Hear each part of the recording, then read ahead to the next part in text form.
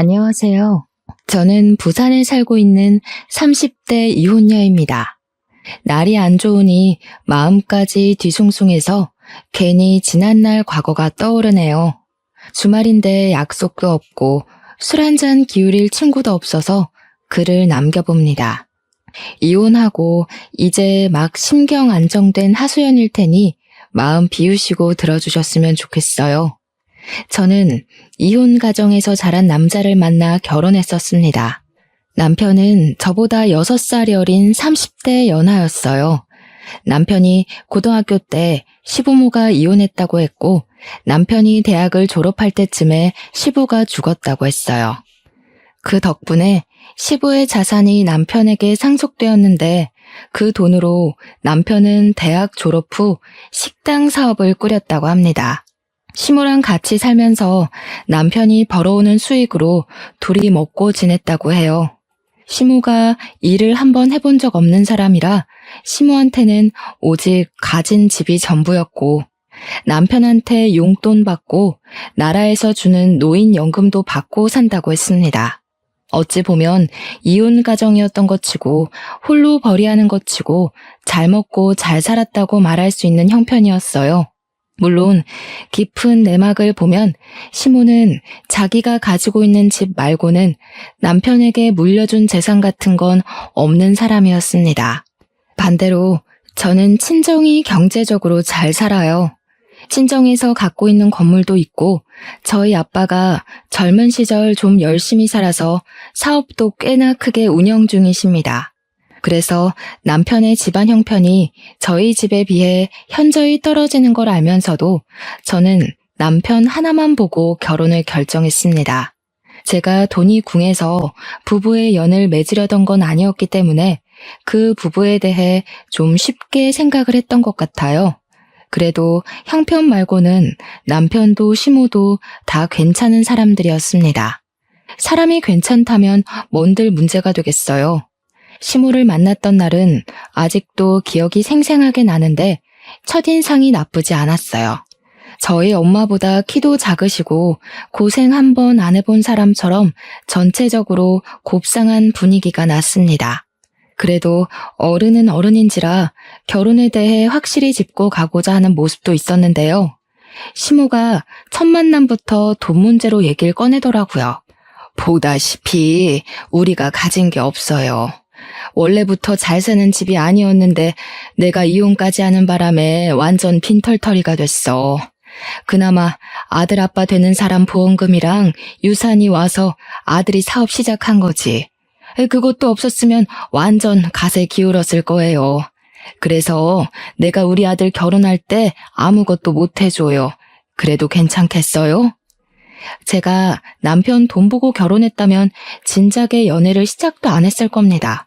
남편의 형편을 모르는 것도 아니기에 그런 건 문제가 되지 않는다고 시모에게 확실히 얘기를 꺼냈고 우리 친정이 좀 넉넉하다는 얘기까지 하면서 시모에게 점수를 따려고 했어요. 다행히도 시모가 저를 굉장히 만족스럽게 봐주셨습니다. 상견례에서도 그런 부분에 대해 대화가 이루어졌는데 친정 부모님은 부부끼리 존중하는 마음을 더 중요시 여기는 분들이라서 돈 없다고 결혼을 반대하고 그러진 않는다며 저처럼 의사를 표명하셨어요. 그렇게 저희는 친정 부모님이 갖고 있는 건물에 얹혀서 살게 되었습니다. 남편이 모은 돈은 고작 6천만 원이 전부였는데 그거랑 제가 모은 돈이랑 합쳐서 결혼식, 결혼 준비, 신혼여행을 다녀오느라 남은 돈이 부족했거든요. 서울에 집을 마련하기에는 턱도 없어서 일단 돈을 더 모으기로 결정했어요. 그러던 어느 날 정말 생각지도 못한 위기에 봉착하게 되었는데 바로 코로나입니다. 저희 집도 코로나 때문에 피해를 봤어요. 정확히 말하자면 코로나 사태 때문에 남편 직장이 큰 타격을 입게 된 거죠.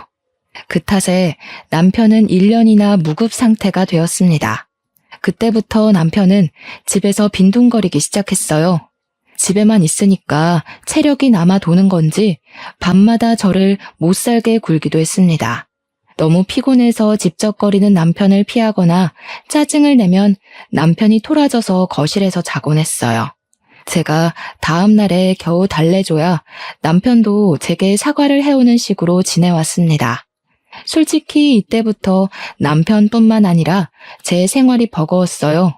남편의 무급 생활이 시작되고부터는 거의 제가 가장이나 다름없는 생활을 했거든요. 생활비에 남편 식당 공과금에 우리 집 관리비, 적금, 시모 용돈 등등 전부 제 월급에서 차감할 수밖에 없잖아요. 친정이 잘 산다고 해서 가정이 생긴 제가 언제까지 친정의 도움을 받겠습니까? 이미 집도 친정에서 관리비 제외하고 공짜로 살게 해주고 있는걸요. 제가 혼자 고생하는 줄 알아서 남편이 한 번씩 집안일을 해놓기도 하는데 집안일을 잘하는 것도 아니라서 일만 2번 만드는 꼴입니다. 물론 남편 입장에서는 저를 돕는다고 나름 자기가 신경 쓴 거겠죠. 미안하지만 그땐 제가 한참 예민해져 있을 때라 남편이 한 발자국 떼기만 해도 스트레스 받을 적이었어요. 그렇다고 그걸 제가 지적하기도 미안한 상황이라 결국 아무 말도 못했습니다. 무엇보다 백수인 본인이 무급인 것에 제일 스트레스일 거잖아요. 남자는 돈 버는 걸로 자존심이 서고 꺾이고 한다는데 매일 집에만 있고 처가가 준 집에 얹혀 살고 처갓집이 챙겨주는 반찬 먹고 하면 얼마나 자존심 상하겠어요. 최대한 그런 남편의 입장을 이해해주고 싶어서 저는 화가 나도 억누르고 짜증을 냈다가도 제가 먼저 사과를 하고 그랬습니다. 그런데 어느 날엔 정말 철딱선이 없는 남편이 제대로 미운 적이 있었는데요. 남편이 갑자기 제게 아기를 갖자고 하는 거 아니겠어요? 저 살면서 돈 때문에 쪼들려 본 적은 결혼하고 처음이거든요. 우리 상황이 여의치 않은 거 저랑 남편이 제일 잘하는 상황인데 이 상황에 아이를 낳자니 이거 생각 없는 거 맞죠? 지금 우리가 애 만들 사정이야? 황당해서 웃음도 안 나오네. 우리 둘이서 생활하기도 빠듯한 돈으로 무슨 애를 낳아. 어머님한테도 서운하네. 어머님이야말로 내가 당신 대신 용돈 드리고 있는 거 알면서 어떻게 임신 얘기 쉽게 하실 수가 있어. 그렇긴 한데 엄마가 자꾸 닥달하잖아. 나도 엄마한테 다 설명했지. 지금 내가 돈 못 벌고 있어서 아기가 급한 게 아니라고. 그런데도 엄마는 시기가 중요하다고. 나중에는 애 낳고 싶어도 못 낳는다잖아. 코로나 터지기 전 명절에 시모가 아이 얘기를 묻긴 했었습니다. 그때만 해도 친정 건물에 얹혀 살긴 했으나 돈에 쫓기듯 살 때가 아니라서 진짜로 아이 가질 계획을 했었어요. 근데 누가 코로나 터질 줄 알았겠습니까? 제가 버는 돈으로만 생활을 하다 보니까 아이 계획은 감히 생각도 못 하겠더라고요. 그래서 저는 생활이 나아지고 남편이 다시 사업 일으킬 때까지 미루려고 했어요. 그러나 코로나는 1년이 넘어도 잠잠해지긴커녕 더 박차를 가해 심해지기만 하더군요. 명절날 어디 가지도 못하게 뉴스까지 방송해주는 거 아닙니까? 그때는 남편이 일찍 문 닫기를 잘한 거라고 생각은 했지만 코로나가 끝이 있긴 할까? 그런 고민을 많이 했었어요. 어쨌든 그 시기에는 저희도 시댁이랑 바로 같은 건물에 살고 있는 친정조차 찾아가지 못했습니다. 친정에 전화드리고 시댁에도 안부 전화만 드렸었죠. 그때 시모가 제게 아이 얘기를 직접 했었는데요.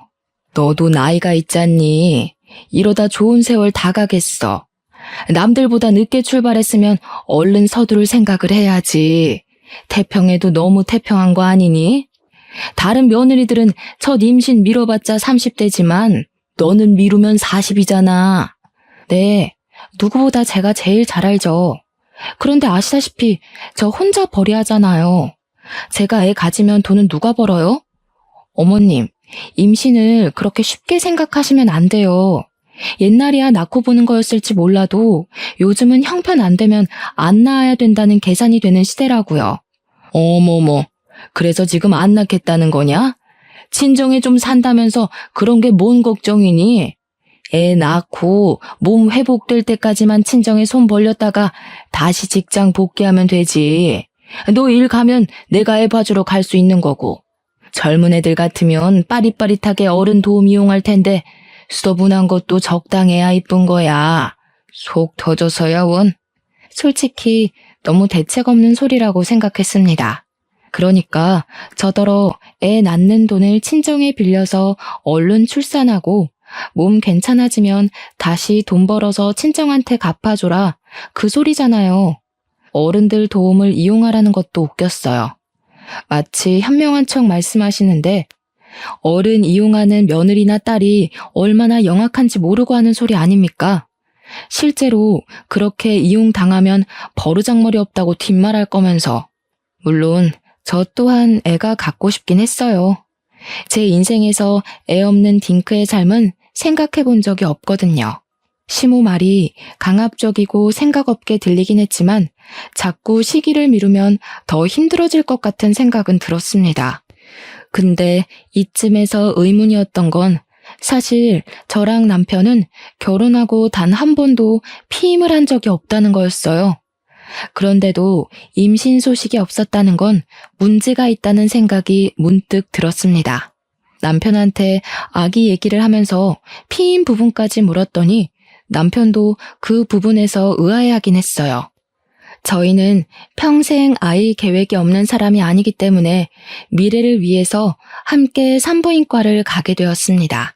검사를 했더니 조금 당황스러운 사실을 알게 되었어요. 저는 임신에 문제가 없었으나 남편 정자가 안 좋아서 임신 가능성이 희박하다고 하는 것 아니겠습니까? 저랑 남편이 충격받아서 아무 말도 못하고 있자 의사는 그렇다고 임신 확률이 전혀 없는 건 아니라고 위로해 주더군요. 이런 부부가 덜어 있는데 대부분이 체외 수정을 하기도 한다고 해서 저는 고민을 많이 했습니다. 근데 나이가 더 들면 체외 수정 가능성마저 줄게 될 거라는 의사 말에 크게 흔들렸어요. 남편은 이미 시험관 시술에 동의하는 얼굴을 하고 있었고요. 그러나 걸리는 게 있다면 바로 돈 문제였습니다. 솔직히 남편 무급인 것도 힘든 상태였고 제 돈으로만 모으고 쓰고 하는 것도 버거운 사정이었는데 이 상황에 시험관 비용까지 보태어지면 앞길이 더 막막할 것 같았거든요. 이 부분을 제가 친정 부모님과 의논했더니 친정 부모님은 제게 왜 혼자 앓고 있었냐고 직접 돈을 대주겠다고 해주셨어요. 이미 집도 혼수도 차도 친정 부모님의 손을 빌렸는데 시험관까지 부탁하는 것이 너무 죄송해서 차마 저만 결정을 못 내리고 있었습니다. 그 시점에 남편이 시모에게 제 사정을 얘기한 건지 시모한테서 연락이 왔는데요. 예, 애 낳으면 내가 돈 줄 테니까 시험관 그거 해라. 돈 때문에 고민하는 거라며. 뭘 그런 문제로 쓸데없이 시간 버리고 있어? 네? 어머님이 돈이 어디 있어서요? 시험관 비용 한두 푼 되는 거 아니에요. 솔직히 이런 말씀까진 안 드리려고 했는데 어머님도 지금 생활비 없어서 저한테 탓 쓰시잖아요. 어떻게 돈을 대주시겠다는 건데요? 너는 여태 나를 거지로 보고 있었니? 시험관 비용 대준다고 했다가 내가 아주 못 들을 소리를 다 듣는구나. 긴 말하긴 귀찮고 그냥 그런 줄 알고 당장 시험관 해봐라. 시모는 확신에 찬 말로 저를 강압적으로 설득했습니다. 시모가 그동안 꽁쳐둔 돈이 있는 건가? 뭐 때문에 저렇게 확신이 있나? 의문이 많이 들었어요. 그렇지만 문득 저도 시댁에 뭐 하나는 받고 싶더라고요. 제 친구들은 시집 갈 때 시댁에서 집 해주거나 혼수를 받는다는데 저는 받은 게 없잖아요. 물론 남편 형편을 알고 제가 받아들였던 부분이기 때문에 따로 받고자 기대했던 건 아니지만 남편이 백수가 될 줄은 정말 몰랐거든요. 그렇다 보니까 사람 마음이라는 게 참 이기적으로 변하더라고요. 이제는 뭐가 되었든 저도 시댁 도움 좀 받아보고 싶었어요. 그래서 고민 끝에 시험관에 도전하기로 결정을 내렸습니다. 친정 부모님한테는 시모가 도와준다고 해서 따로 경제 지원은 받지 않았어요. 대신 친정 부모님이 제 곁에서 격려를 많이 해줬습니다. 음식이라든지 살림이라든지 직접 저희 집에 와서 도와줬어요. 시모는 진짜 돈만 해주고 코빼기도 안 나타나더라고요. 어쨌든 시모가 돈을 대주는 건 감사한 일이었으니 연락을 넣어 한 번씩 안부랑 감사 인사를 전했습니다. 물론 그마저도 전화는 안 돼서 문자로 했지만요. 양가 식구들 모두가 응원하던 저희 부부의 시험관 도전은 결코 쉬운 길이 아니었어요. 힘들다는 말만 들었지 더럽게 힘들더라고요. 자꾸 실패해서 돈은 돈대로 들고 몸만 지쳐갔습니다. 그러던 한날에는 너무 피곤한 탓에 친정집에서 밥을 먹고 실수로 잠이 들어버렸어요. 잠깐 소파에 누웠을 뿐인데 그대로 골아떨어진 거죠. 새벽에 깼을 때야 남편이 먼저 집에 가버렸다는 걸 알았어요. 친정 부모님이 건물 꼭대기에 살고 있었고 우리는 그 아래 2층 살고 있어서 엘리베이터만 타면 되는 거리였거든요. 친정 부모님 말로는 남편이 저더러 여기서 편히 자라고 하고 두고 갔다 합니다. 엄마가 중간에 깨서 얘기해줬는데 저는 내일 출근도 있고 해서 엄마한테만 인사하고 집으로 내려갔어요. 도어록을 따고 들어갔는데 안방에 남편이 없었더라고요. 그새 어딜 갔나 하는 순간 화장실 쪽에서 소리가 들려 가봤습니다. 문 밖으로 담배 냄새도 솔솔 났고 남편 목소리도 들렸어요. 이 자정에 누구랑 연락을 그렇게 하나 엿들어봤다가 아주 기가 막힌 사실을 알게 됐지 뭡니까. 이래서 나이 많은 여자는 아무짝에 쓸모가 없는 거다. 어떻게 만나도 아래로 6살이 아니라 위로 6살을 만난 거니? 남들한테 쪽팔려서 며느리 자랑도 못하겠네. 네가 어디가 모자라서. 아휴, 내 입만 아프지. 엄마가 결혼 안 된다고 더 밀어붙였어야 했는데 다 내 탓이야. 아, 몰라. 노산이니까 어쩔 수 없지. 어차피 늙은 여자랑 결혼해버린 거 그런 것쯤은 엄마가 그냥 이해 좀 해. 근데 시험관 비용은 왜 엄마가 되겠다고 한 거야? 그것도 처가에서 해줄 생각이던데. 듣자 하니 남편은 시모랑 통화를 하는 것 같았습니다. 근데 대화 내용이 좀 이상했어요. 임신 문제는 남편한테 있어서 착상이 잘 안 되었던 건데 남편도 시모도 임신의 문제를 제 탓하고 있었습니다. 애초에 남편이 제 탓으로 말했기 때문에 그런 거겠죠. 너무 황당해서 대화 내용을 끝까지 다 안 듣고 화장실 문을 열어버렸어요. 담배 냄새가 확 나면서 남편이 소리를 비명을 질렀습니다. 남편은 시모가 이 상황을 들을까봐 바로 전화를 끊으면서 담배를 변기에 버리더군요. 깜짝이야. 왜 내려왔어? 그냥 거기서 편하게 자지. 당신 피곤한 것 같아서 일부러 안 깨우고 왔는데. 어머님한테 뭐라고 했어? 내가 노산이라서 임신이 안 된 거라고? 지금 내가 맞게 들은 거야? 남편은 제가 묻는 말에 크게 당황하면서 애써 상황을 넘기려고 딴소리를 자꾸 짓거렸습니다. 그게 너무 눈에 보여서 더 짜증이 났어요. 왜 그런 거짓말해? 그런 식으로 얘기하면 어머님이 당연히 내 문제인 줄 알잖아. 그렇게 내 탓처럼 얘기해버리면 어머님이 날 어떻게 생각하겠어? 지금 나 욕먹이려고 일부러 그러는 거야? 미안. 안 그래도 엄마가 나 백수라서 속상해하는데 나 때문에 임신까지 안 되는 거 알면 얼마나 더 마음 안 좋겠어. 어쩔 수 없었어. 진짜 미안해. 남편은 자기 엄마 걱정해서 거짓말을 했다는데 저는 그걸 이해해주기가 어려웠어요. 누가 효도를 이런 식으로 합니까? 왜 저를 욕먹이면서 효도하는 건지 모르겠더라고요. 제가 다시 시모한테 전화해봐야겠다고 폰을 들었는데 남편이 절대 못하게 제 폰을 뺏었습니다. 그러면서 자기 심정 좀 이해해달라고 되레 목청을 높이는 거 아니겠어요? 내가 이 정도 고개 숙였으면 당신도 작작해. 남편 자존심을 기어이 꺾어야겠어. 안 그래도 결혼 시작부터 내가 기세 확 꺾여서 들어왔는데. 우리 부모님이 당신한테 갑질을 했어? 뭘 했어? 당신이 백수라서 눈치 보는 것도 당신 몫이고 돈 못 모아서 친정 건물에 얹혀 사는 것도 당신이 감안해야 할 몫인 거야. 그렇게 억울하고 쪽팔리면 이 약물고 노력해서 먹고 살 궁리라도 하던가. 자기 혼자 자존심 다 깎아먹고 있으면서 누굴 탓해? 아, 그래, 잘났다. 너는 매번 그렇게 훈계질했어. 내가 네 자식이냐? 나 네 남편이야. 6살 많다고 자꾸 가르치려고 하지 말지. 그날 새벽에 남편이랑 한바탕 싸움을 한다고 새벽을 거의 다 보냈었어요.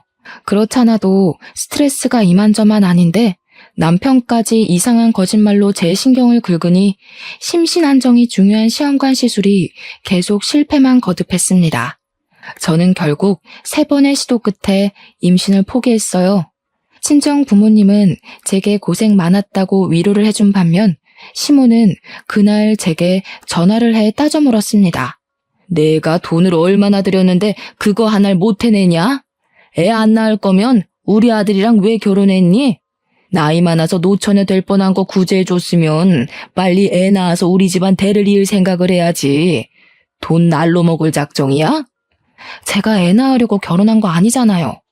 저 충분히 노력했고 시험관도 한두 번이죠. 이젠 힘들어서 못하겠어요.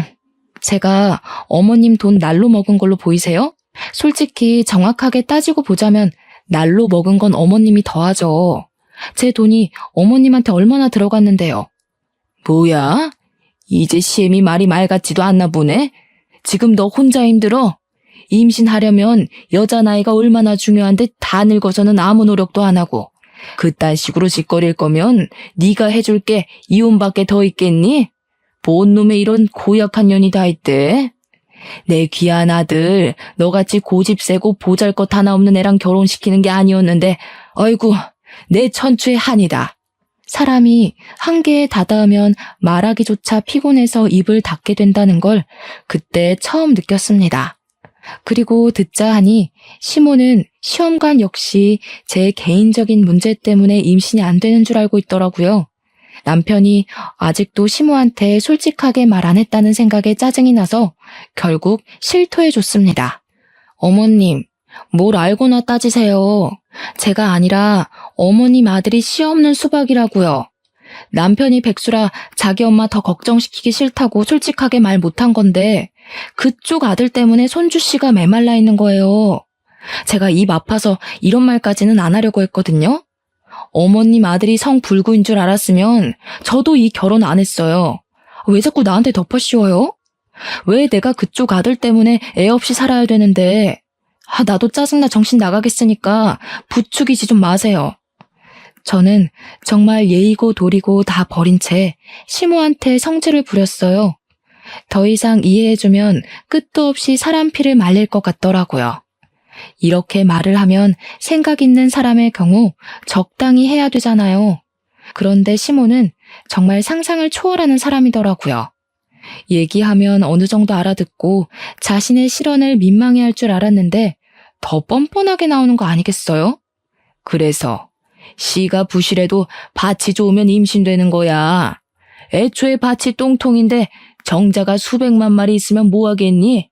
그리고 우리 아들이 너 만나기 전에는 잘만 사업했어. 그런데 너 만나자마자 일이 틀어졌잖니. 이게 뭔 뜻이겠어? 너무 막무가내 논리에 순간적으로 말이 안 나왔습니다. 시모는 남자한테 여자 하나가 잘못 붙으면 망하는 법이라고 하면서 애초에 남자에게는 여자가 어떤 모양새로 있어주느냐가 중요하다고 개소리를 하더군요.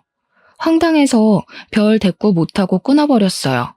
이걸 남편한테 얘기해봤자 싸움만 될 거고 그냥 무시하고 살자 생각했는데 어느 날 연락도 없이 시모가 우리 집을 찾아온 게 아니겠습니까?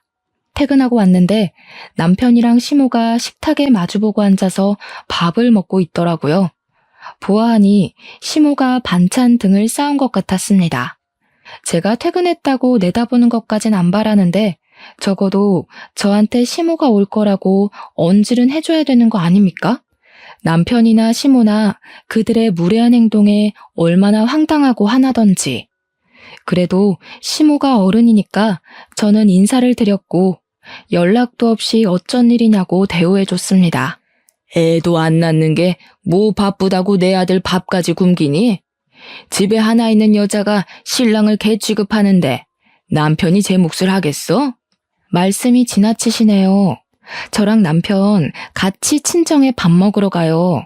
남편 혼자 있어도 친정 가서 밥 잘만 얻어먹고요. 이이가 저보다도 더 잘 먹고 잘 사는데 무슨 소리세요? 어디서 눈 하나 깜빡 안 하고 거짓말을 해? 딱 봐도 우리 아들 살이 빠진 것 같구먼. 그러고 보니 넌 좀 살찐 것 같네? 설마 네가 살쪄서 애 못 낳는 걸 괜히 우리 아들 탓으로 뻥친 거 아니냐? 제 속 뒤집어 놓으시려고 왔나 본데 그래봤자 남편 고자인 게 달라지진 않아요. 같은 말 하는 것도 피곤하니까 그만 가주세요. 그 와중에 남편은 자기 엄마 밥 맛있다고 처먹기만 하고 있었습니다.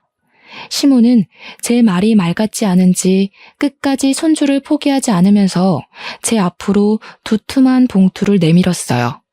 시험관 준비를 다시 시작하라는 겁니다.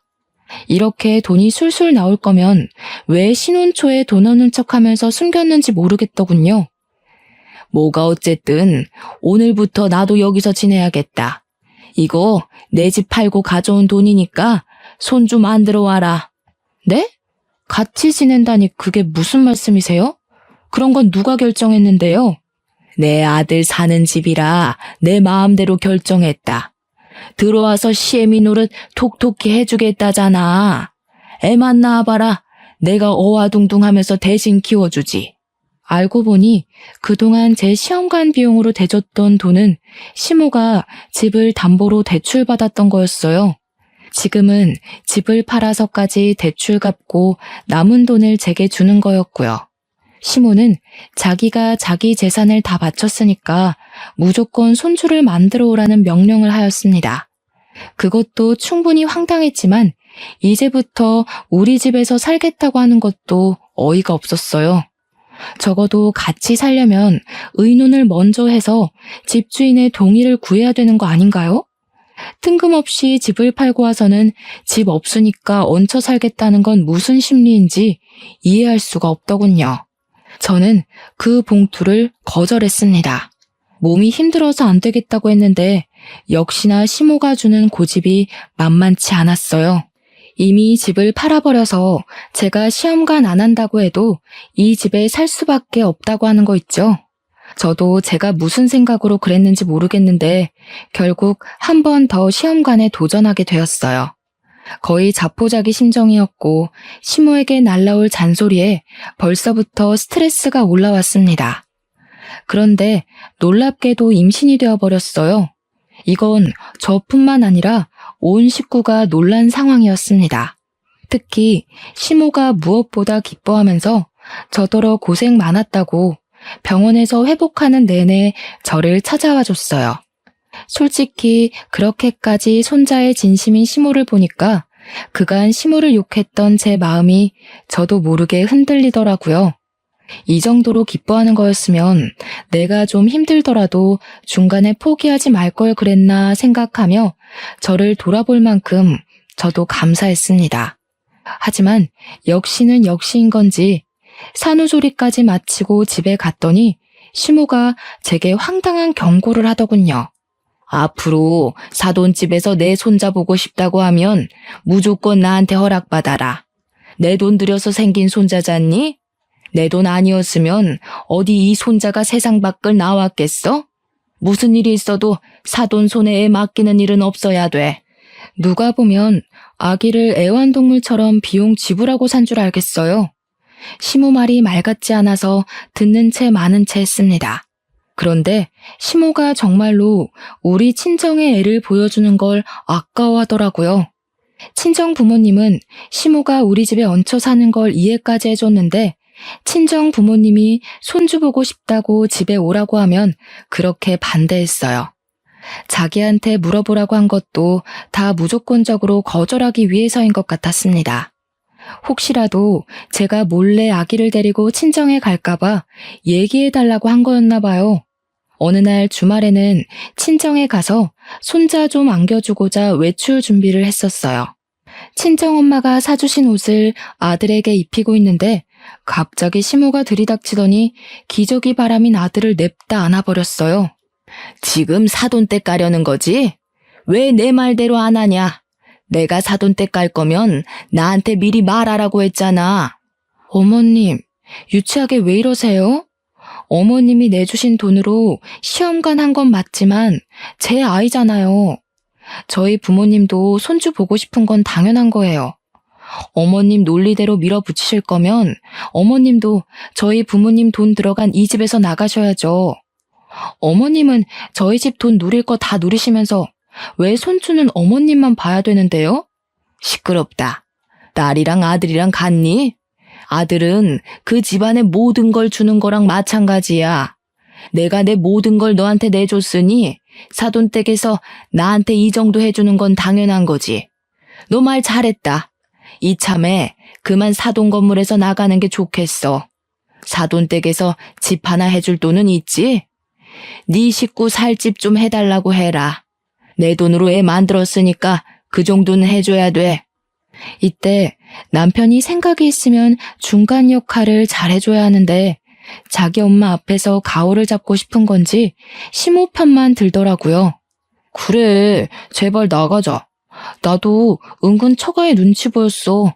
당신이 몰라서 그렇지 장인어른이랑 장모님이 매일 나한테 일 얘기하는데 얼마나 숨 막히는지 알아?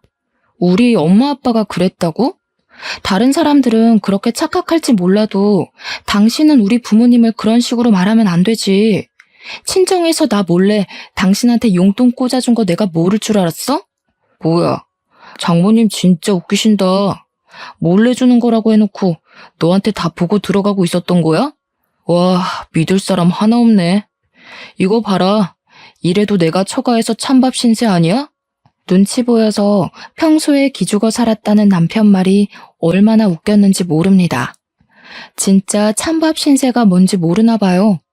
처가에서 오라고 말 안 해도 방문해서 밥 꼬박꼬박 챙겨 먹고 우리 엄마 설거지할 때 한 번을 손수 도와주겠다고 나선 적 없는 사람이 눈치가 보였다라니. 기죽었다는 사람이 슬리퍼 직직 끌고 가서 장모님 밥 주세요 할 수 있단 말인가요? 남편이란 작자는 너무 말이 안 통하는 사람이었고 대화를 하면 할수록 저까지 멍청해지는 것 같아서 참 할 말이 없었습니다. 사람이 분이 쌓이고 쌓이면 분노 이상으로 침착해지는 경향이 있는 것 같더라고요. 그들 꼬락서니를 보니 더 이상은 안 되겠다 싶어서 뭔가 해결점을 찾아야 할 것 같았어요. 아이도 생겼는데 더는 쓸데없는 사람들로부터 스트레스 받고는 못 살겠더라고요. 며칠 생각을 해보겠다고 한 뒤 저는 결단을 내렸고 부모님한테서 돈을 빌려 집을 알아보겠다고 말씀드렸습니다. 시모가 아주 신이 나서 손주를 안고 온갖 아양을 떨더군요.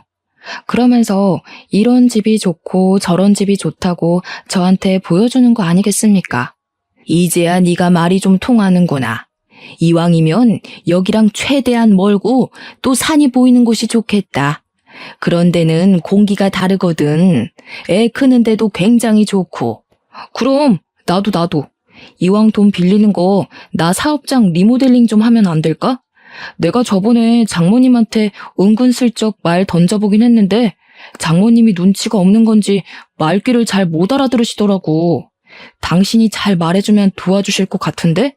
두 사람의 뻔뻔한 망언에 열이 확 받쳤지만 다 참았습니다. 뭐든 부모님한테 물어보겠다고 하면서 그 화가 나는 상황을 대충 넘긴 채 저는 마음먹었던 계획들을 준비해 나갔어요. 그리고 제가 알아서 집을 매매했을 때 그들에게 이사갈 준비하자고 공표했고 실제 이삿집 센터 불러 짐을 다 빼버렸어요. 그 와중에도 시모랑 남편은 먼저 1층 트럭으로 이동해 차에 앉아 있었습니다. 이 순간까지도 일 안 하고 그저 몸만 편안하려고 하는 두 사람이 얼마나 꼴보기 싫었는지 몰라요. 두 사람의 짐만 밑에 있는 트럭으로 내려보내는 사이 저는 제 아들과 함께 그대로 본가에 올라갔습니다. 그리곤 아들을 친정 부모님 손에 맡긴 후 친정집으로 우리 집 혼수를 다 드렸어요. 남편이랑 시모가 타고 있는 트럭에 실린 물건은 제 것이 아닌 옷가지와 쓸모없는 가구, 버릴 예정이었던 생필품뿐이었어요. 저는 남편한테 전화해서 트럭에 다 못 타니까 먼저 출발하라 그랬고 도착하면 짐 좀 내려달라고 했습니다.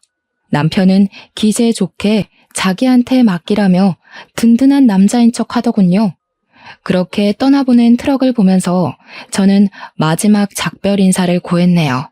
그리고 한 60분 뒤였어요. 남편한테서 전화가 왔습니다. 여보, 여기 좀 이상한데? 오르막길 엄청 올라왔더니 이상한 초가집 앞에다가 내려줬어. 사고가 있는 것 같아서 물어봤는데 너한테 전화해보라는 말만 하네? 당신 지금 어디야? 초가집? 잘 갔네. 거기 맞아. 대충 그 안에 들어갈 물건들만 실어서 보냈는데 어때? 자연 친화적이고 좋지. 어머님도 산 보이는 곳에 가고 싶다 했잖아. 그래서 산 중턱에 있는 초가집으로 샀어. 당신이랑 당신 엄마는 이제 그곳에서 쭉 지내면 돼. 제가 계획했던 사실은 그들을 저 먼 곳에 내다 버리는 거였어요. 그동안 뻔뻔했던 시모랑 남편 태도에 참을 수 없을 만큼 화가 나서 결국 남편이랑 이혼해야겠다고 결심했거든요. 그 마음이 제가 이렇게 몰래 계획을 세우도록 만들었네요. 그래서 저는 그들 몰래 최대한 쓰러져가는 시골 초가집을 알아본 거였고, 형편없는 그들에게 너네들 수준이 딱 그 초가집에 살 수준이라는 걸 깨닫게 해주고 싶었습니다. 이혼 합의서랑 재산 분할 포기각서도 갔을 거야. 그 초가집마저 팔아서 위자료 토해내고 싶지 않으면 순순히 합의하는 게 좋을걸? 야, 제정신이야? 장난칠 게 따로 있지. 빨리 와. 우리 엄마 감기 걸려. 알았어. 그동안은 내가 잘못했어. 그러니까 그만 화 풀고 빨리 좀 오라고. 곧 있으면 해지는데 여기서 어떻게 자라는 거야? 에이, 누가 집까지 사주면서 장난을 치냐? 그리고 평생 거기서 살 건데 어떻게 자긴 뭘 어떻게 자. 지금부터라도 방 깨끗이 닦고 이불 깔아야지. 참, 조명이 없다더라. 오늘만 휴대폰 손전등 켜고 내일 슈퍼 가서 하나 사. 알아보니까 거기 한 20분 내려오면 슈퍼 하나 나온대.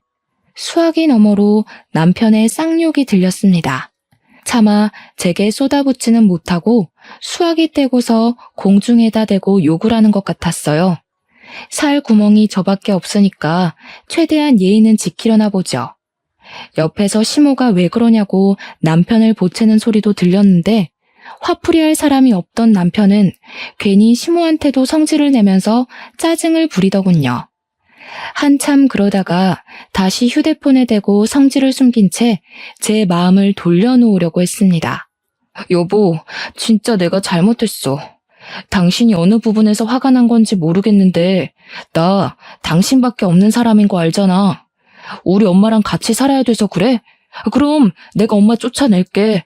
그것도 아니면 내가 처가댁에 함부로 찾아가서 그래? 이제 절대 안 갈게. 내 손으로 밥 해먹고 빨래도 할게. 야, 이게 지금 무슨 소리를 하는 거야? 엄마는 쫓아내다니. 체면 상하게 며느리 앞에서 그런 소리를 왜 해? 엄마 하는 말 신경 쓰지 마. 내 말이면 별도 따주는 사람이니까. 여보, 나한테는 우리 엄마보다 당신이 더 필요해. 당신 눈에 거슬리는 단점 다 고칠 테니까 제발 용서해줘. 그런다고 개버릇 어디 가겠냐? 그동안 호구 하나 물었다고 얼마나 좋아했을까. 너네 엄마도 그렇고 너도 그렇고. 어쩜 그렇게 양심이 없는지 모르겠네. 정도를 모르고 나대면 그런 꼴 나는 거야. 내가 이런 것까지 알려줘야 되겠어? 나 분명 애는 하나 낳았는데 자식이 둘인 기분이 들더라고. 야, 아무리 그래도 그렇지 사람 자존심은 짓밟으면 안 되지. 네가 날 애 취급하니까 내가 더 애처럼 굴었던 거 아니야. 고작 6살밖에 차이 안 나는 게 겁나 어른인 척하네. 나라고 너랑 살면서 안 갑갑했을 것 같아? 듣자 하니까 진짜. 역시 넌 네 분수에 맞는 환경이 잘 어울린다. 빈털터리로 쫓겨나서 고생 좀 해봐야 뭘 잘못했는지 알 것 같아서 돈 좀 썼어. 참, 너네 엄마한테 말 좀 전해줘. 네 아들 만들 때 보태준 돈이 그 초가집에 쓰인 금액이랑 같다고. 그러니까 어머님이 돈 주신 거는 그 쓰러져가는 초가집이랑 퉁치는 거라고 전해줘. 안 그래도 옆에서 제 말을 들었는지 시모가 뭐라 언성을 높이고 있었습니다. 집중해서 들어보니 시모가 남편 휴대폰을 뺏어서 저한테 따지려고 하자 남편이 그걸 막는다고 실랑이가 벌어진 것 같았어요. 교양 없는 건 저도 마찬가지지만 시모랑 남편은 참 답이 없는 것 같아요. 저는 그런 시모에게 들으라고 일부러 크게 말했습니다. 돈 핑계로 제 아들한테 들러붙을 생각 마시고 그 초가집에 살면서 열심히 양육비나 보내주셔요. 심심하면 개 한 마리 키우시던가요. 아, 있는 아들이 개 같으니까 굳이 개는 필요 없으려나? 어쨌든 그쪽들이랑 그동안 가족이었던 건 그저 불운으로 이해하고 넘길게요. 남의 재력에 기대 살 생각 마시고 사이좋게 돈 벌고 모아서 얼른 이사 가셔요. 그 두 사람을 본 건 낮에 트럭한테 인사하고 보냈을 적이 마지막이었습니다. 제 인생에 이혼이란 오점은 없어야 된다고 생각해서 솔직히 웬만하면 그 둘을 참고 살려고 했어요. 근데 이혼해보니까 확 느껴지더라고요. 서류상의 이력과 사회적 편견은 남겠지만 적어도 집에 가기 싫진 않겠구나. 나도 집에서 쉴 수 있겠구나 하는 편안한 마음이 말입니다. 제가 하고 싶은 말은 이혼을 종용할 생각은 없으나 이혼이란 선택지가 나쁘지 않다는 걸 말씀드리고 싶었어요. 어쨌든 그 두 사람을 떼어나고 난 후부터는 제 인생이 바로 오르막길을 타게 되었어요. 그런 와중에 딱 하나 문제가 있었는데요. 제 인생의 문제는 오직 시모랑 남편밖에 없거든요. 역시나 그 둘이 제 골치를 아프게 만들었는데 두 사람이서 저의 이혼 통보를 인정하지 못해 이혼 합의가 계속 미뤄지고 있었다는 겁니다. 제게 그들은 최대한 빨리 떨쳐버리고 싶었던 인연이었던지라 대충 끝낼 수 있는 합의 방향으로 가려고 했던 거거든요. 그런데 계속 이렇게 질질 끌 거면 소송하는 것과 다를 바 없을 것 같아서 할 수 없이 그들한테 연락이 올 때마다 소송 얘기를 꺼내줬습니다. 웃기게도 두 사람은 한두 번 반항하는 것 같다가 결국엔 우편으로 합의서를 보냈어요. 누가 불리한 상황인지 깨달은 거겠죠. 전 남편은 그간 제게 용돈을 받고 살았었는데 제가 카드를 진작에 정지해버렸더니 여기까지 올 차비가 없어서 그런가 찾아오진 않았어요. 하긴 차로 1시간이면 대중교통이나 다른 걸로는 더 오래 걸리는 거리였기 때문에 왔다 갔다 하긴 쉽지 않았을 겁니다. 그 후로도 우리 아들이 100일이 지난 지금까지 그 둘의 모습은 본 적이 없습니다. 나쁜 마음먹은 사람들은 몰래 찾아오기도 한다던데 일 구하고 돈 버느라 바쁜 건지 그런 불상사는 안 생기더라고요. 그래도 꼬박꼬박 양육비는 들어오는 걸 보면 어디서 일을 하긴 하는 것 같았어요. 자기네들 앞으로 된 빚도 갚고 생활비도 하고 양육비까지 보내줘야 하는 거면 절대 전 남편 수입만으론 안 될 겁니다. 제 추측이지만 아마 시모도 일을 하고 있지 않을까 싶어요. 얼마나 잘된 일입니까? 제가 혼자서 가장 일을 다 도맡고 있을 때 그 사람들은 혼자 벌이에서 식구 먹여 살리는 게 얼마나 힘든 건지 모르고 있었거든요. 이제야 뼈저리게 느끼지 않았을까 감히 기대를 해봤네요. 저는 현재 친정에서 지내고 있어요. 몸이 좀 많이 회복되어서 다음 달에 직장으로 복귀할 예정입니다. 친정엄마가 일을 안 하셔서 손자를 봐주신다고 하는데 남의 자식 보는 거 쉽지 않잖아요. 그래서 제가 더 부모님 모시고 여행을 간다든지 용돈을 준다든지 신경을 많이 기울이고 있습니다. 부모님은 그저 자식에게 뭘 받는 걸 미안해 하셨지만 부모 자식을 떠나서 함께 사는 식구고 같은 어른이라면 서로가 서로를 존중해줘야 된다고 생각해요. 한쪽만 희생하는 가족은 오래 행복하기 힘들거든요. 여러분들도 가족이라고 뭐든 다 괜찮겠지 라고 생각하지 마시고 가족이라서 뭐든 더 배려하고 존중하는 마음으로 지내셨으면 좋겠습니다. 우리가 가장 오랫동안 사이좋게 지내야 할 대의는 사회에서 만난 사람들이 아니라 바로 우리 곁에 있는 가족이라는 걸 꼭 기억하셨으면 해요. 말이 길었습니다. 제 사연 들어주신 모든 분들 감사드려요.